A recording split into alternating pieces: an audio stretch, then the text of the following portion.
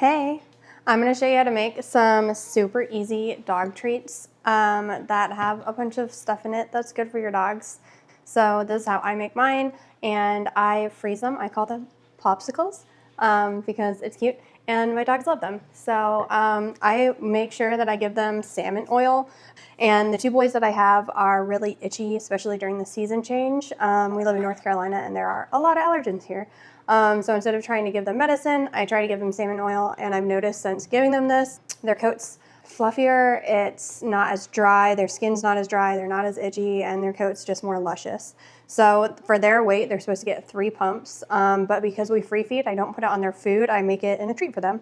So I put 3 pumps in a muffin tin, and it kind of acts as the oil, so when I put these treats in there, it doesn't stick to the bottom. Okay, full disclosure, I'm a yapper and I talked the entire time I filmed this video, so now I'm going to voice over with a quick rundown of what I did. I made these treats with salmon oil, flaxseed, wheat germ, chia seeds, rolled oats, and a big, huge can of pureed pumpkin. I also added in a big fresh apple and a packet of Puree probiotics. I added 1 packet to the whole mix. Now, if they aren't feeling well, I will give them each their own packet every day until their stomach issues resolve. I like to use oatmeal to get it to the right consistency.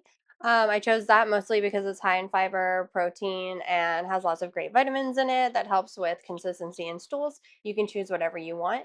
I actually put a lot of this stuff in my own oatmeal, but this is how I make it, and they get one of these every day. It is a little messy, and I have been looking into the wolf popsicles, so if you have any experience with those, let me know below, and I hope you enjoyed making popsicles with me. Have a great day.